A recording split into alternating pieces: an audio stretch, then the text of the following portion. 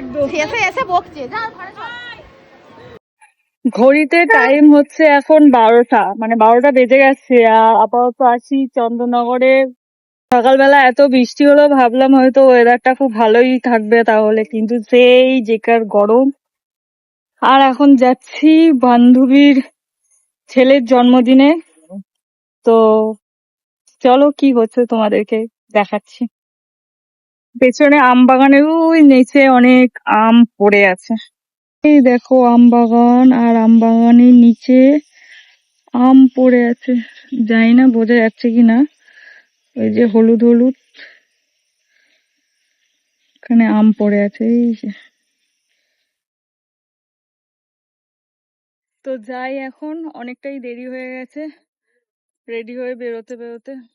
আর যা গরম, কি বলবো, বৃষ্টিটা হয়েও এই গরম কাটছে না, বিভৎস গরম লাগছে। তো চলো যাওয়া যাক।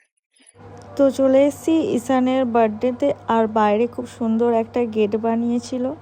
ভেতরে ঢুকে দেখলাম তার কেক কাটা কমপ্লিট। এই তোমাদের এখানে বৃষ্টি হয়নি?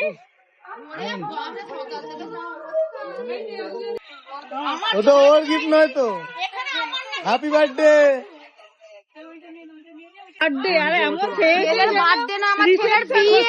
আমার ছেলের বিয়ে? হ্যাঁ, জানিস না তাই। এই শ্বাস দিলে তাহলে ছেলে বৌমাতে কি হচ্ছে? শাশুড়ি তো আমি না। বাবা বৌমা ফেল একদম। শেষে এসে বক। তো দেখতেই পাচ্ছ অনেকটাই লেট হয়ে গেছে, আর এখানে ছেলের খাওয়া দাওয়া চলছে। তো আমরাও দেরি না করে খেতে বসে পড়েছিলাম। আর এখানে হচ্ছে ঈশানের শুভ জন্মদিনের মেনু। তো তোমরা মেনুটা পড়ে নিও কি কি আছে আজকে মেনুতে। আর এত গরম পড়েছে না, সত্যি বলছি ভালো লাগছিল না। সকালবেলা এত বৃষ্টি হওয়ার পরেও বুঝতে পারিনি সেই গরমটা সেই একই থেকে যাবে। তাই আর লেট করলাম না, তাড়াতাড়ি খেতে বসে পড়েছিলাম। তারপর খাওয়া দাওয়া করে বান্ধবীর সাথে দেখা করে আবার বেরিয়ে পড়েছিলাম তাড়াতাড়ি।